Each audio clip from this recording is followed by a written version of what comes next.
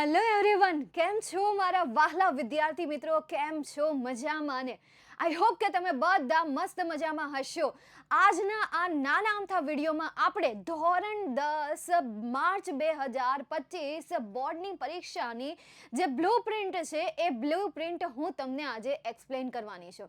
કયા વિભાગમાં કયા ક્વેશ્ચન પૂછાય છે, કેટલા ગુણમાં પૂછાય છે, એન્ડ એ ક્વેશ્ચન જે છે કયા ચેપ્ટરમાંથી પૂછાય છે, કયા ટોપિકમાંથી પૂછાય છે, એ પણ હું અત્યારે તમને આજના સેશનમાં ડિટેલ્સમાં કહેવાની છું. છેક સુધી જોડાયેલા રહેજો. આખું પેપર આપણે જોઈ લઈશું, આખી બ્લુ પ્રિન્ટને મસ્ત રીતે સમજી લઈશું.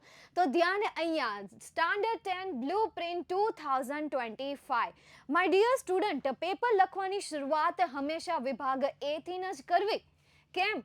કારણ કે આડાહવળી વસ્તુ જે છે ને એ આડાહવળી વસ્તુ જ કહેવાય, અને આડાહવળી વસ્તુ આપણને ક્યારે ફાવતી નથી, ક્યારે ગમતી નથી. આપણને ન ગમતી હોય તો તમને કેમ એવું લાગે કે સામેવાળી વ્યક્તિને ગમશે?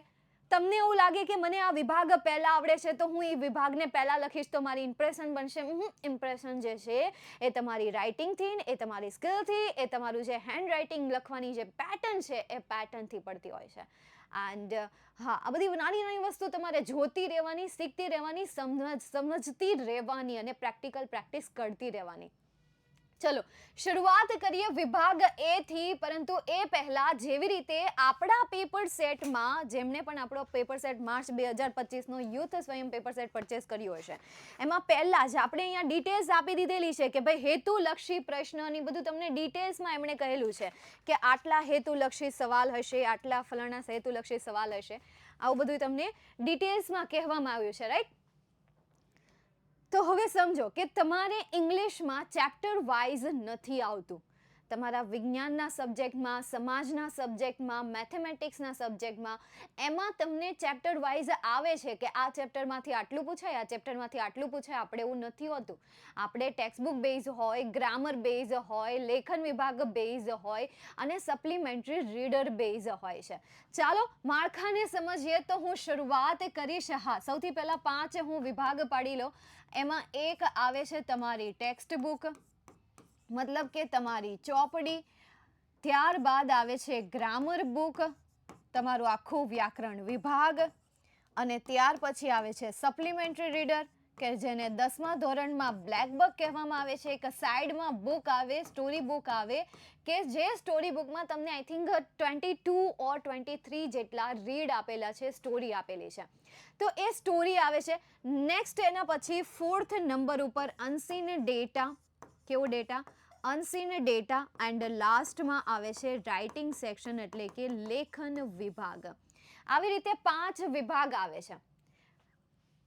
આ 5 વિભાગ જે છે એ 5 સેક્શનમાં ડિવાઈડ થઈ ગયા છે. જેમ કે આપણે પહેલા વિભાગની વાત કરીએ, સેક્શન એ, વિભાગ એ.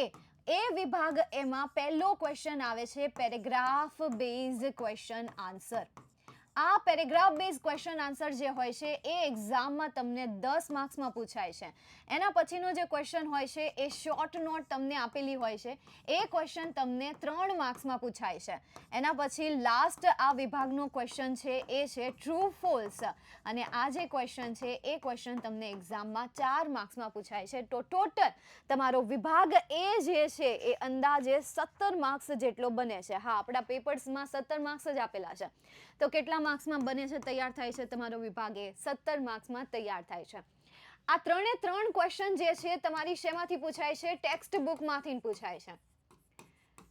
ટેક્સ્ટ બુકમાંથી પૂછાય છે. તો 17 માર્ક્સનું ટેક્સ્ટ બુકનું થઈ ગયું. હમણાં આપણે પ્લસ કરતા જઈશું કે ટેક્સ્ટ બુકમાંથી કેટલું આવે છે, ગ્રામરમાંથી કેટલું આવે છે. એટલે તમારું એનાલિસિસ શરૂ થઈ જાય, મતલબ કે વ્યવસ્થિત થઈ જાય.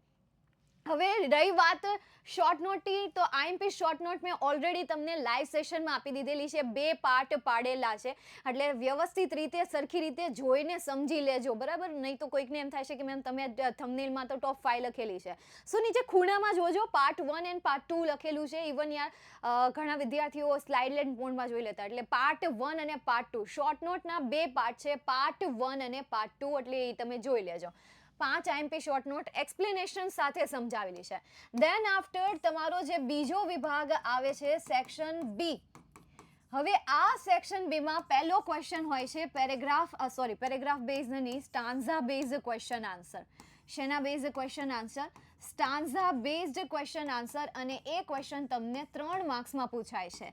નેક્સ્ટ ક્વેશ્ચન જે છે પેરેગ્રાફ બેઝડ ક્વેશ્ચન આન્સર છે, અને આ પેરેગ્રાફ બેઝડ જે ક્વેશ્ચન આન્સર છે એ તમને સપ્લિમેન્ટરી રીડર એટલે કે તમારી બ્લેક બકમાંથી તમને આ ક્વેશ્ચન પૂછાય છે. અને આનો ગુણભાર કેટલો છે? 5 છે. કેટલો ગુણભાર છે આનો?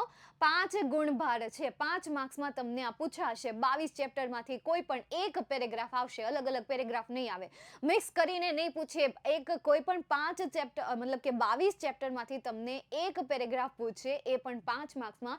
નીચે 5 સવાલ હશે, એ 5 સવાલોના તમારે જવાબ ગોતીને લખવાના.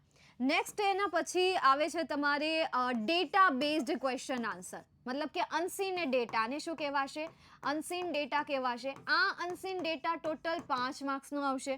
એન્ડ લાસ્ટ ક્વેશ્ચન છે ડાયલોગ બેઝડ ક્વેશ્ચન આન્સર, અને આ ડાયલોગ બેઝડ ક્વેશ્ચન આન્સરને પણ કેવો ડેટા કહેવાશે? અનસીન ડેટા કહેવાશે, અને આ ક્વેશ્ચન તમને 4 માર્ક્સમાં પૂછાશે. તો ટોટલ તમારે આવડવા જે છે કેટલા માર્ક્સમાં થાય છે? 17. આઈ પણ 17 જ, 5 ને 5 10, 14 અને 3 17. તો વિભાગ બી જે છે એ વિભાગ બી પણ તમારો અરાઉન્ડ 17 માર્ક્સનો થાય છે. ચાલો, સમજાય છે? મતલબ શું કહું કે ભાઈ સ્ટાન્ઝા જે છે પાછું શેમાંથી આવે? ટેક્સ્ટ બુકમાંથી આવે છે, બરાબર?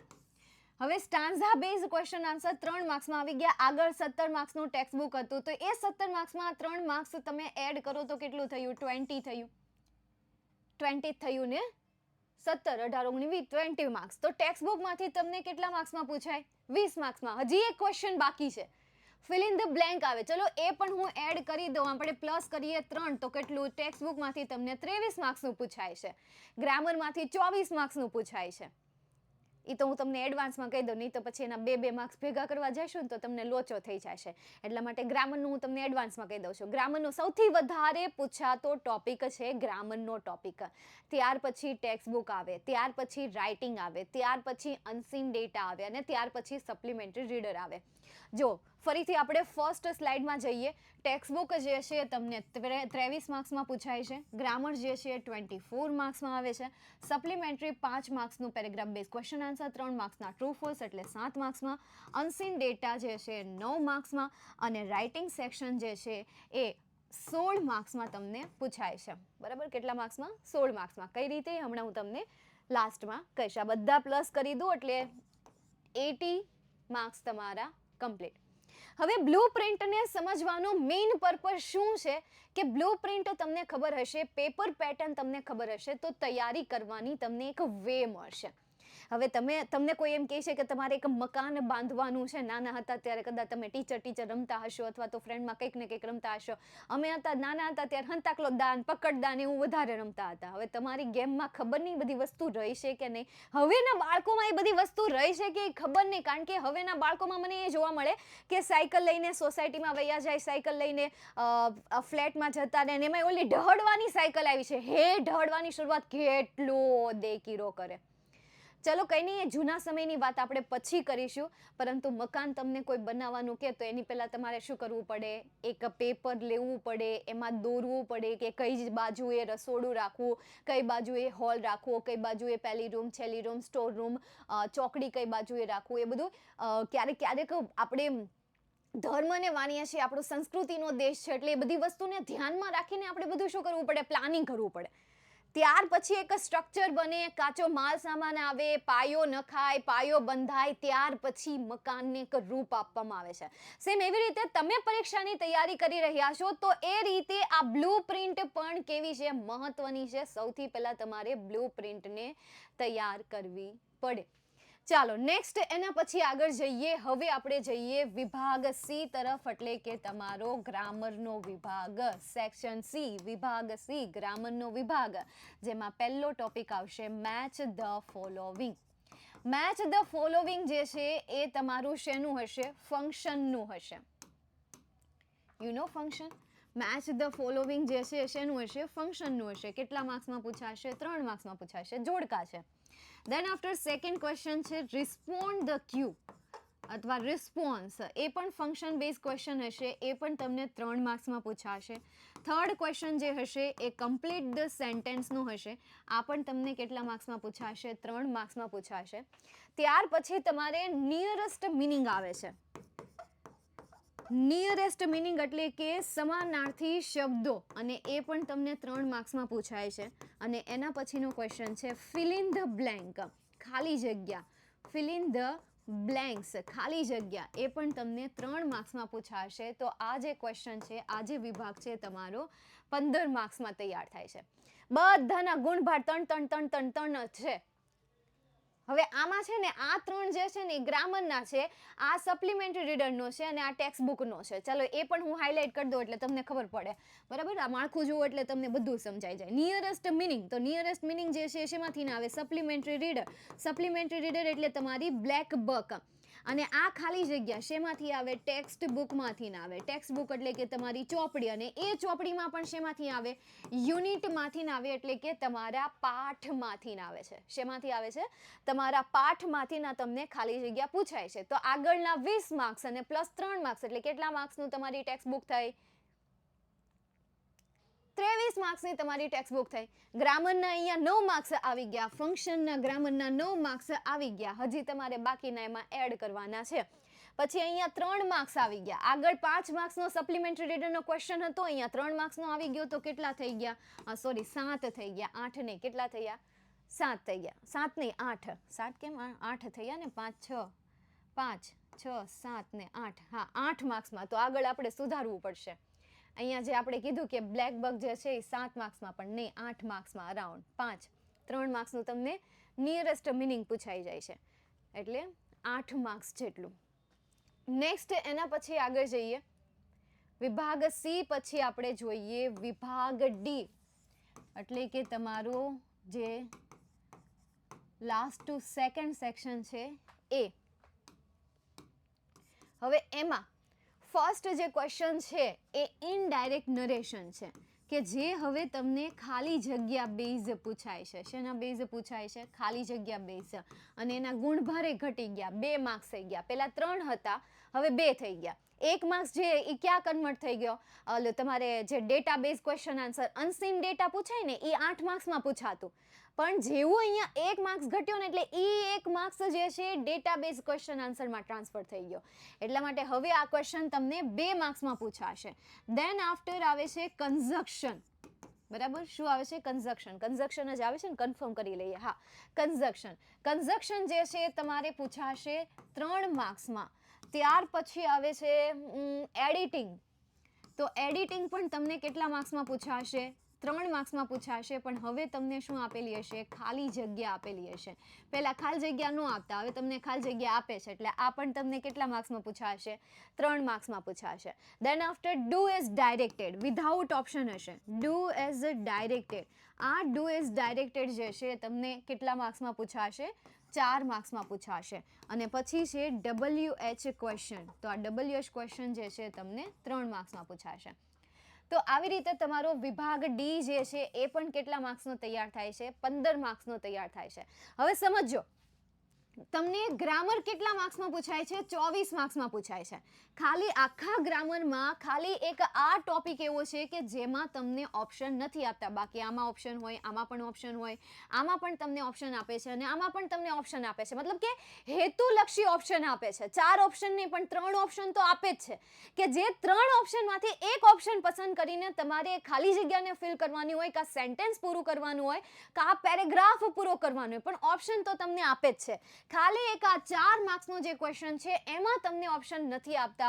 દેટ મીન્સ કે 20 માર્ક્સનું ગ્રામર તમારે હેતુલક્ષી આવે છે. અને રહી વાત આપણે ટેક્સ્ટ બુકની વાત કરીએ તો 4 માર્ક્સના તમને ટ્રુ ફોલ્સ પૂછાય છે, હેતુલક્ષી જ કહેવાય એને પણ.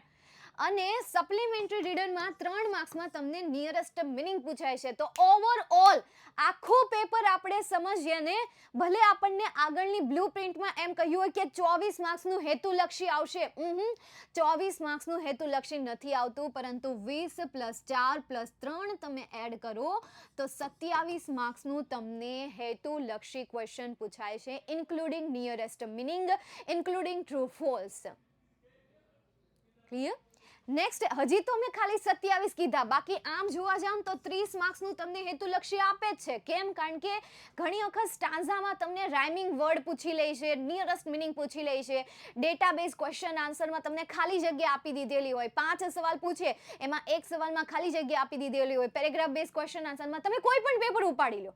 એટલે હેતુલક્ષી ક્વેશ્ચન અરાઉન્ડ 80 માર્ક્સના પેપરમાં 30 જેટલું ડાયરેક્ટલી ઇનડાયરેક્ટલી તમને એમાં પૂછી જ લે છે. નેક્સ્ટ, એના પછી આપણે છેલ્લા વિભાગની વાત કરીએ, એટલે કે સેક્શન ઈની આપણે વાત કરીએ. એમાં પહેલો ક્વેશ્ચન જે છે એ એસે રાઇટિંગ છે, કે જે તમને 6 માર્ક્સમાં પૂછાય છે. ઈમેલ રાઇટિંગ અને એના ઓપ્શનમાં આવે છે રિપોર્ટ રાઇટિંગ. આ રિપોર્ટ રાઇટિંગનો ક્વેશ્ચન તમને 5 માર્ક્સમાં પૂછાય છે. અને લાસ્ટમાં છે પિક્ચર ડિસ્ક્રિપ્શન એટલે કે પીડી, એ તમને 5 માર્ક્સમાં, એટલે લેખન વિભાગ ટોટલ 16 માર્ક્સમાં પૂછાય છે. આઈએમપીએસસી હું તમને આપી દઈશ, એની ટ્રિક્સ આપી દઈશ, એની ટિપ્સ આપી દઈશ. ઈમેલની હું તમને ફોર્મેટ આપી દઈશ, આઈએમપી નોટ્સ આપી દઈશ, પિક્ચર ડિસ્ક્રિપ્શન કેવી રીતે લખવો એ હું તમને શીખવી દઈશ. એ શીખવવાની જવાબદારી મારી. હવે તમારી જવાબદારી શું, કે સૌથી પહેલાં તો તમારે કેટલા માર્ક્સ લાવવા છે એની કમેન્ટ મને નીચે કહેવાની છે. તમારો જે ગોલ છે એ ગોલ નીચે કહેવાનો છે, અને આજના આ વિડીયોનું રિવ્યૂ પણ તમારે નીચે આપવાનું છે. બાકી આ બધી વસ્તુ હું તમને કરાવી દઈશ. વિભાગ એ થી લઈને વિભાગ ઈ સુધીની દરેકે દરેક વસ્તુ હું તમને કરાવી દઈશ. તો કમેન્ટ કરો, ફટાફટ તૈયારી કરવાની શરૂઆત કરો, કેટલા માર્ક્સ લાવવાના છે એ ગોલ શેર કરો. મળીએ હવે આપણે લાઈવ સેશનમાં. ત્યાં સુધી બાય, ટાટા, સી યુ.